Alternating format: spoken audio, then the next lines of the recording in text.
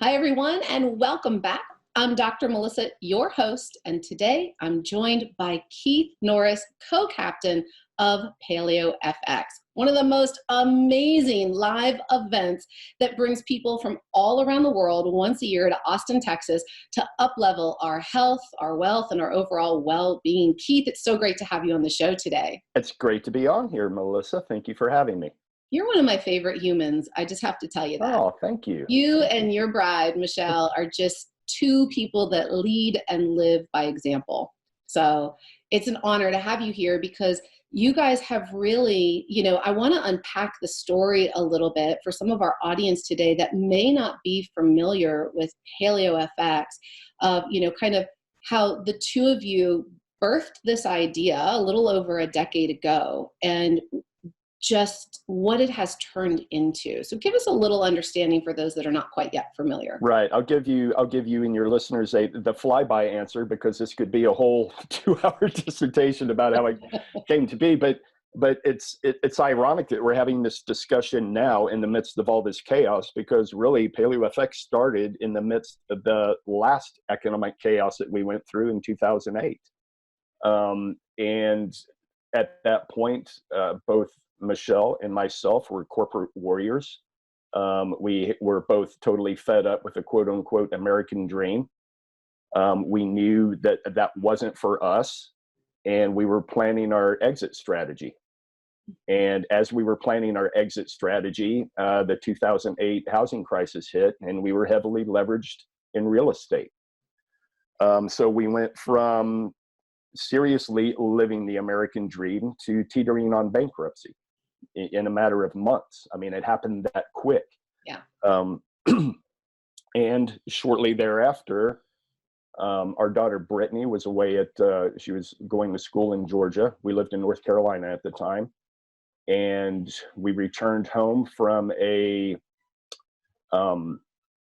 Kentucky Derby party and got word that she had died in an auto accident. And obviously we were devastated, not only financially devastated, but now emotionally devastated.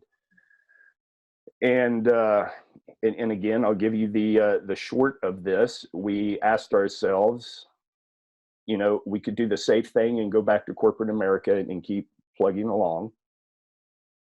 Because there is that.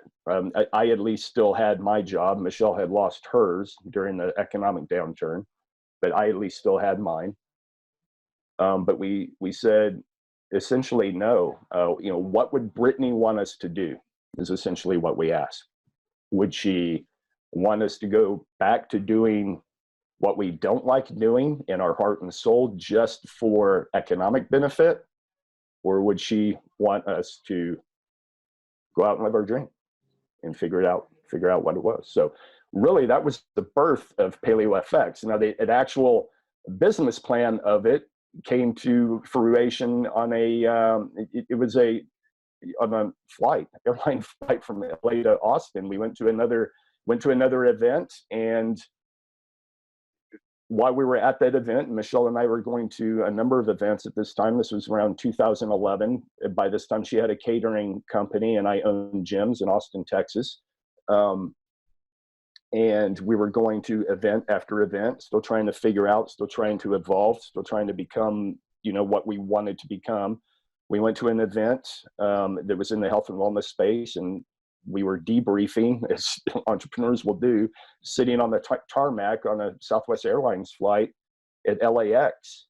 And we were going to give feedback to the people who were putting on this event. Like, what, from a consumer standpoint, what do we think you could do better?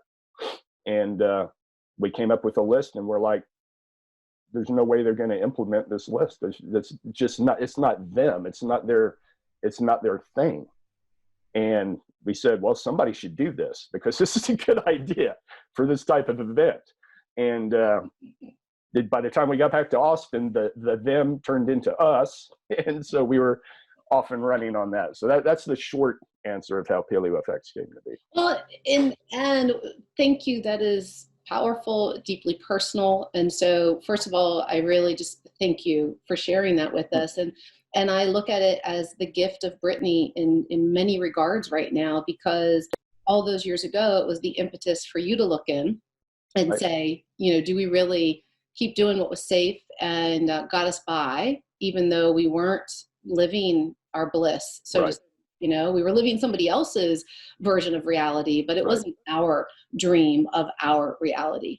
And I think that that's so timely for all of us, like it or not, during this COVID time, we're all home with our, you know, by ourselves. If we've got kids that are all of a sudden home being homeschooled, spouses, partners, friends, roommates, we're all in these small places together, or bigger places, but we're all together. And we're having time to reflect. How I've been living, is that serving me? Is it now, like now all of a sudden that I'm not getting the paycheck that I had, right? So the motivation that was there, I'm doing it for the paycheck, is now not there. And so I love this gift of this time, that it's giving us pause for just inner contemplation and reflection. And the beauty of it is, just because we've been doing something that served us at that time doesn't mean that it's going to continue to serve us. And we get to be at choice right now to say, all right, well, let me just explore. Let me explore, is there another possibility for me? And that's what I'm really looking at us to be able to go into depth on today, because you guys had all of a sudden kind of a very recent point of pivot where you had to kind of look through a different lens at your event. So I don't want to give it away. Tell us a little bit about what you guys were just confronted with your annual live event, PaleoFX. Right. So the event itself it's a massive event. We were expecting 10,000, between 8 and 10,000 people at this event. Coronavirus hit, and I think the first inkling that for us that something was probably not going to, that we were probably going to have to pivot, was there is a massive show that takes place in Austin in March. It's the South by Southwest event. It's music, it's film, it's anything online, and it takes place over 2 weeks in Austin, and pretty much strangles the entire city, because it's 100,000 plus people descend on the city. It's a beautiful time for me personally. I love it. Yes. For most people who do live in Austin, they get out because it's just overwhelming. But I happen to love it, and we live near downtown. It's just a beautiful time. Anyway, the mayor of Austin declared Austin a disaster area, essentially, which unleashed a series of controls that the city could implement, one of which was a dictate that any event at that time had to ensure that no more than 2,500 people would gather under one roof, which obviously that's not going to work for us. And so, I mean, and it happened so fast, Melissa. This happened on a Monday. I kind of got up, did my normal morning routine. I like to write in the morning, and I do all my creative stuff in the morning. Then I went to the gym, came back. By the time I got back from the gym, Michelle was like, "We got a problem, a big problem." And to her credit, she scrambled fast, called the venue, said, what is the next available time that we can hold this show that's outside of this potential problem window? And she got dates secured for July. And luckily she did that at the time she did, because a minute later she would not have been able to secure those dates. And what's so important and powerful about that is that she had the foresight and the resilience to go, okay, wait, like we got a problem, but instead of freaking out, right, she went into a solution. And I've seen Michelle, I love how she works a floor. She's just one of those women that even when everything else could be going wrong, she just has a smile on and she just keeps on trekking through and makes sure that everything stays on point. So I know that part of that gift is just her natural ability, like it's part of who she is as a human. And yet, all of us are being faced right now with decisions, and each decision gives us that choice of, Do we shut down? Do we freak out? Do we catastrophize? Or do we look to see if there is a possibility, a potential, a solution? And so she took immediate action that gave you guys a solution, which was super powerful. And I think that's kind of an ingredient that we can all look to and remember. Am I shutting down or am I looking for a solution, right? Yeah. And Keith, what do you feel? So now that's really kind of shifted y'all's paradigm, because the show was supposed to be happening here in just a couple of weeks. I was going to be there, excited as always. And now there's a bit of a gap. So it's thrown your kind of normal routine in your business way off. So talk to us about how you guys are managing just the disruption in the day-to-day, and what is that looking like for your organization? Right. And I would start off by saying that both Michelle and I approach this as, we cannot control the situation. The only thing that we can control is our actions. That's the only thing that we can control. Yes. If the chips are going to fall where they may, and that's luck. That's a whole lot of things that are out of our control. The only thing we can control is what we do, what our next step is, what our next step is, what our next step is. Yes. For me, that is something I learned from sports in my youth. I mean, I was always well coached, and the coaching 101 is, tell your players you cannot control the situation. You can only control the actions that they do in that situation. And that's it. And so we taken that view. I mean, we cannot control. We have no idea how long this crisis is going to draw out. Yeah. It may draw out way past July. We don't know. And the only thing we know to do is, we're planning on having an event in July. And right now, financially, we have to turn this aircraft carrier that is PaleoFX on a dime, from being a live event to an online platform. And you guys have been doing that beautifully, by the way. I mean, you're leveraging your speakers, your beautiful relationships. And I think what's been really heartwarming is you guys are showing up just about every day, and I keep saying to my audience, to our tribe over at Apeiron in our academy, it is time for leaders to lead. Everybody's being triggered. And yet, if we don't look 20 steps out, and to your point, if we just take the next step, understanding you cannot control all the variables, yet just the willingness to say, I'm going to show up today. And I can't control everything that's going to happen, but I can control my willingness to show up and to let others know that it's safe and necessary and okay for them to show up. So you guys have been doing that really beautifully. I love the interviews, and you're giving us a nice variety, because right now we're flooded with content that is feeling, again, it's all COVID. It's all COVID. Yes, it's the time we're living in, and we must address it and look at it. And yet I love that you guys are saying, look, let's be hard to kill, right? Let's be resilient and adaptive. That's what this is all about. And let's look at what is possible. And so I do love that. And I want to ask you, what do you feel has personally allowed you to stay adaptive and resilient? And it's one thing to know it and to think it, but to live it can sometimes be different when we get triggered or we get, disrupted. And we've all been disrupted. So how do you support yourself each day to just take those small, consistent actions to stay resilient and keep showing up? Right. And I will say, just for me personally, and Michelle has her own story of how she deals with it, but and it's almost crazy to say this, but I really enjoy being in chaotic environments. I mean, and I think that's an entrepreneurial thing. Yeah. I think that just, even from my youth, even through sports, being in the military, I thrive in these environments. And the reason is because there is so much opportunity in these environments. I mean, and I think if people would just step back and realize our whole economic scene is going to change in the next few months. And that is scary. The unknown is totally scary, but it's also so ripe with opportunity. And you think of all the businesses that started out of the chaos of 2008. Yeah. I mean, we had Airbnb, Uber, all of these things flowered from that environment. And it is this crucible of necessity that's just being generated right now. we can't even imagine what new companies and new ideas are going to be generated from this time. We'll look back in 5 years and go, wow, that was an incredible period of just entrepreneurial, just mind-bending ideas are going to come out of this. And that is the opportunity side of it.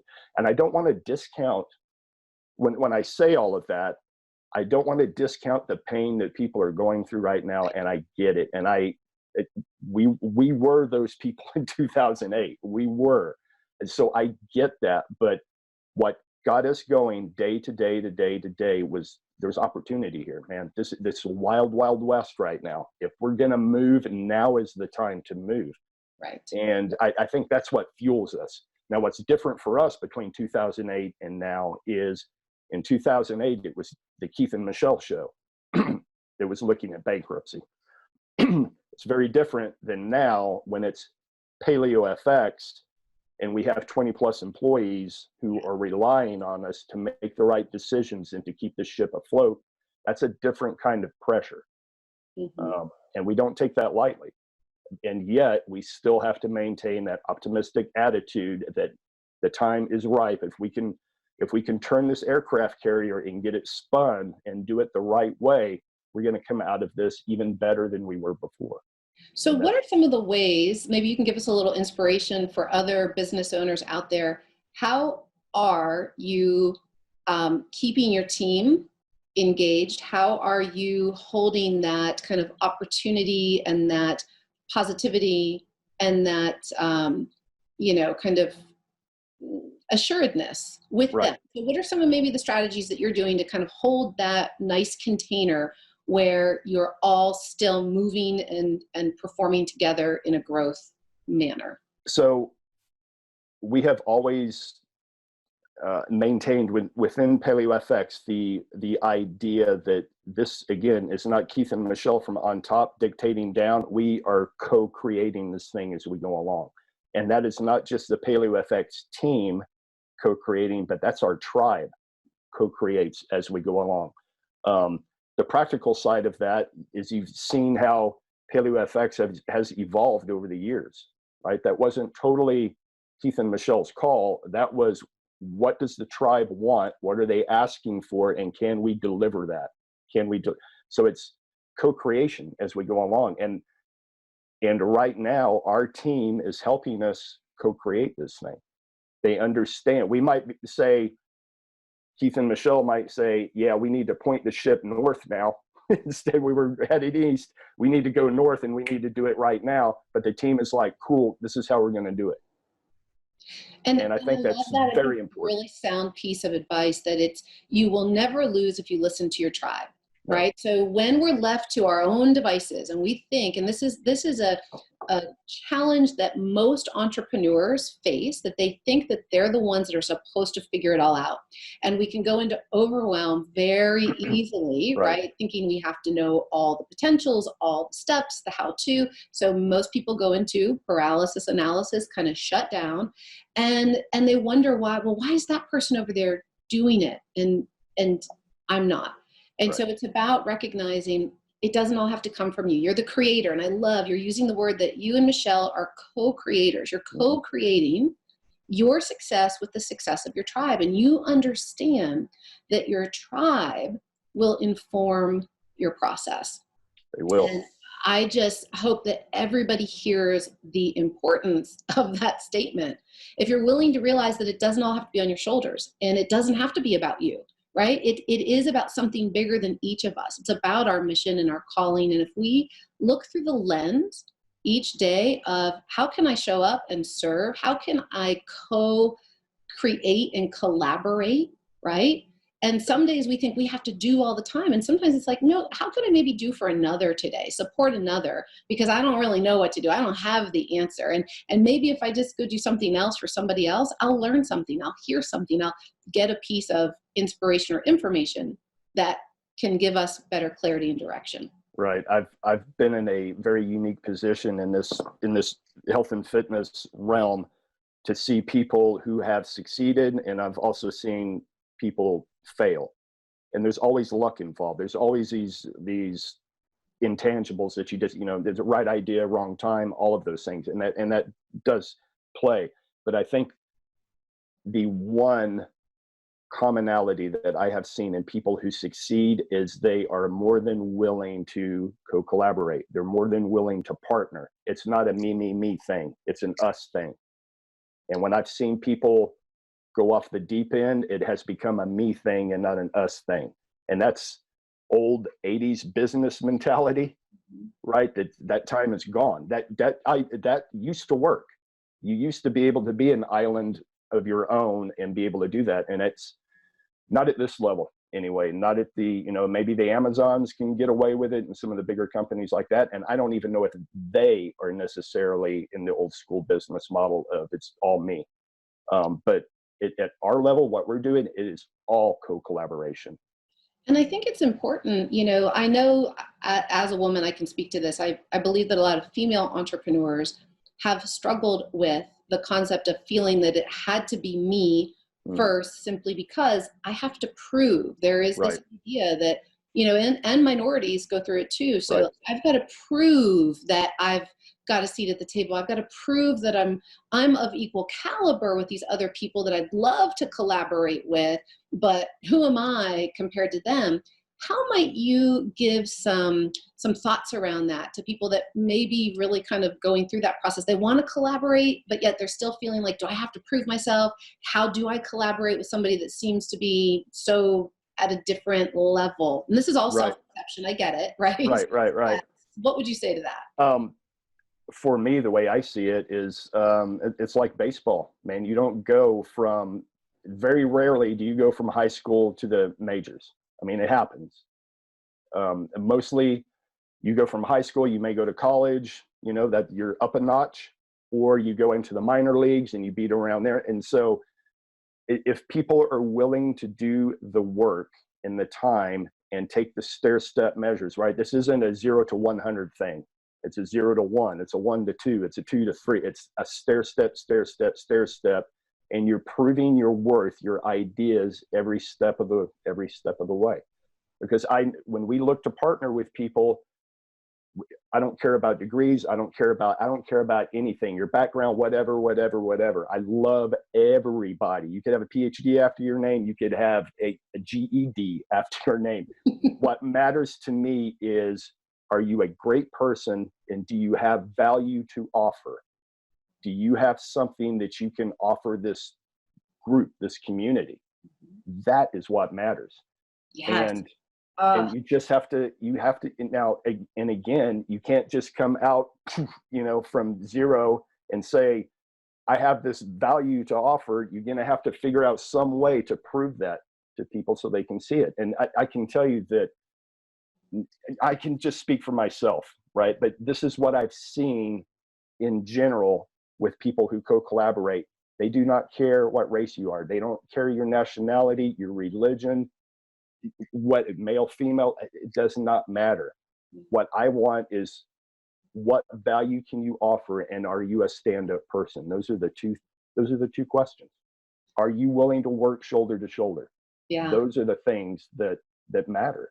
That is what matters. And you bring up such an important point that I want to really highlight to our listeners, is the fact that it does come down to value.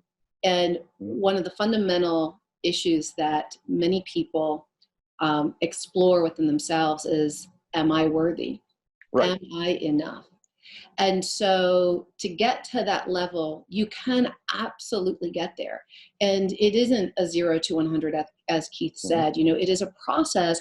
And I invite everybody watching and listening to give yourself permission to recognize who you are right now. Not coulda, woulda, shoulda, not a comparison. It's just, who am I right now, and what do I appreciate?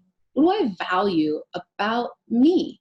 Because if you're willing, it's not about somebody else seeing the value in you. You must see it first, because like he said, you've got to know how you can show up and where you can show up to support, to collaborate. And again, I think it is kind of more that 80s and 90s model, this idea of somebody, I'm going to work really hard and they're going to see me and they're going to say, you're worthy, come on over and play in our sandbox.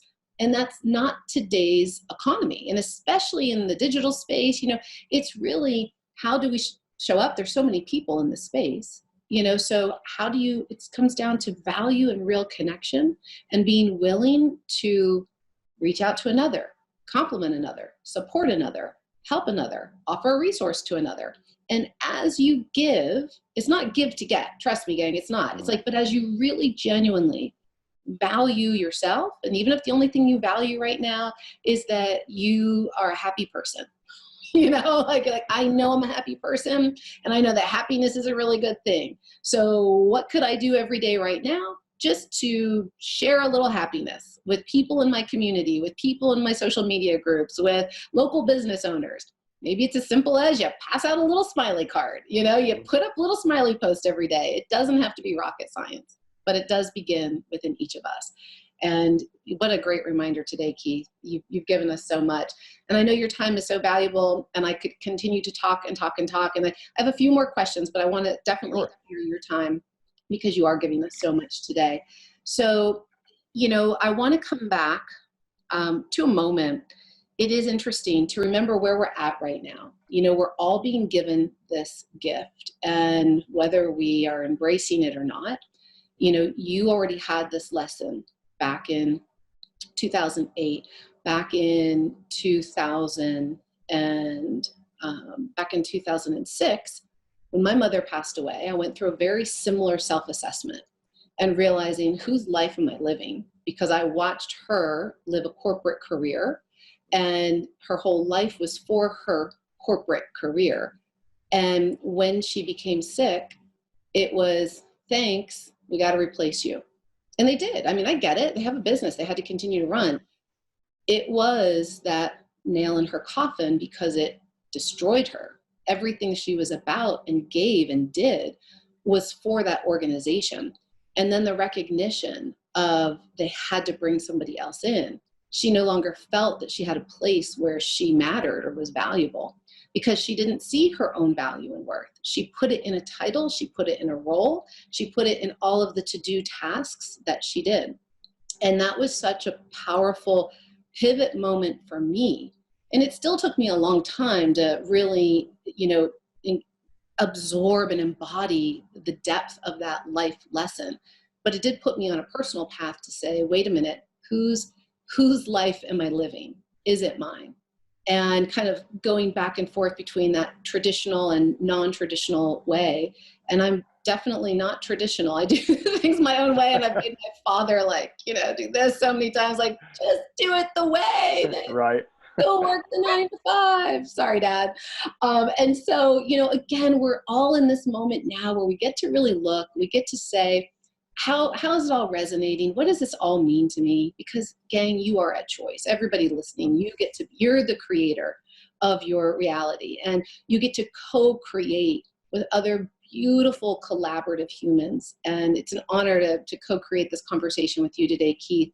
And you've done a lot. And so in the spirit of offering value, in the spirit of being willing to show up for ourselves and for others, what was it, what was maybe the most valuable piece of advice or support that you were given by another that maybe opened a door, that opened an opportunity, that really allowed you to continue on this path that you have created to make the impact, the global impact that you've been able to make and continue to make? Right. Well, I'll tell you one that stands out to me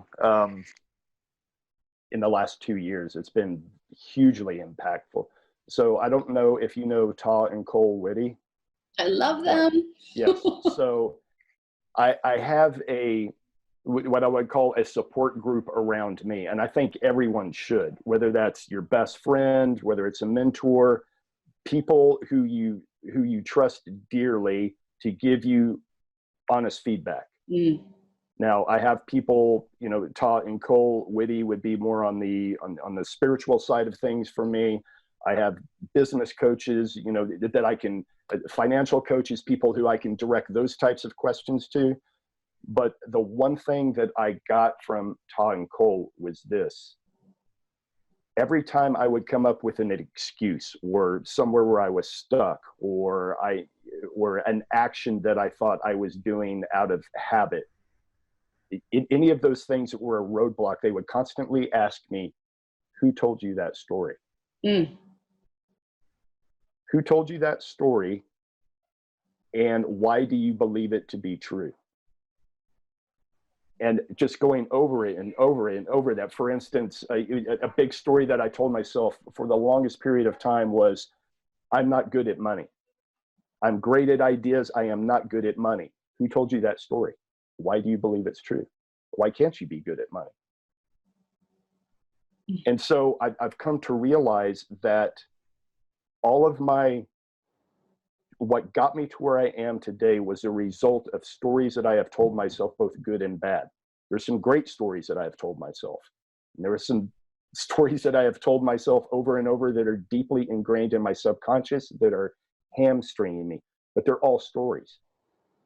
I can create my own reality right now, today, by choosing a different story.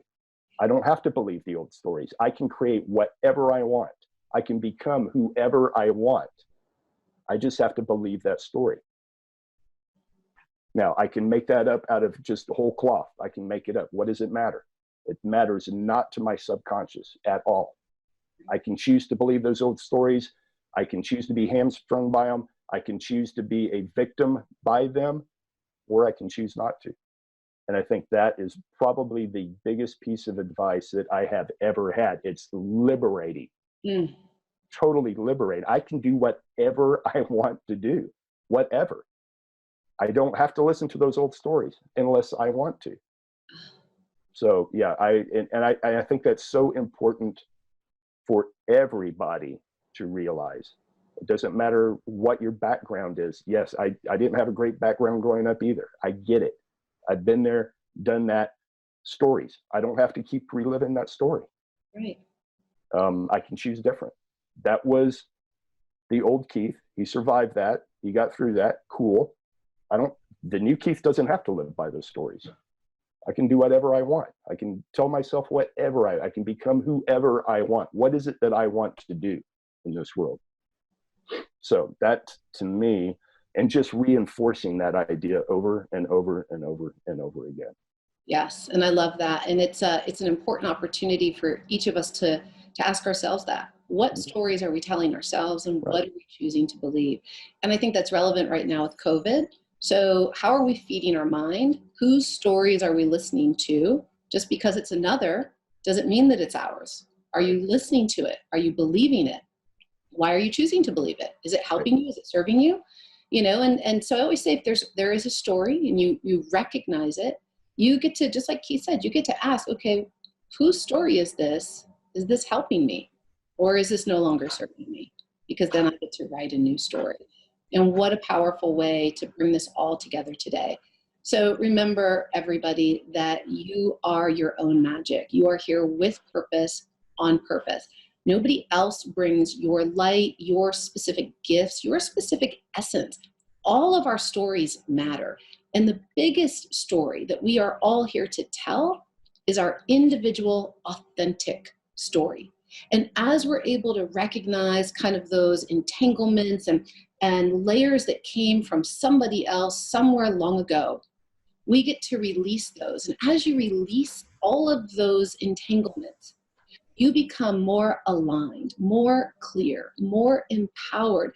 And that is when you understand your value. You own your worth. And it's not about, will somebody else see me? Will somebody else recognize me? You already recognize yourself. And as you recognize yourself, all things become possible. Your light shines so beautifully. And trust me, you cannot help but be seen and noticed by the world.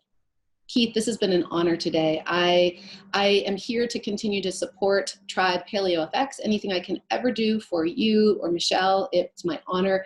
I thank you for your time today. You made a huge impact to our show and to our audience. Thank you, Melissa. All right, everybody, until next time, continue to show up and make your impact.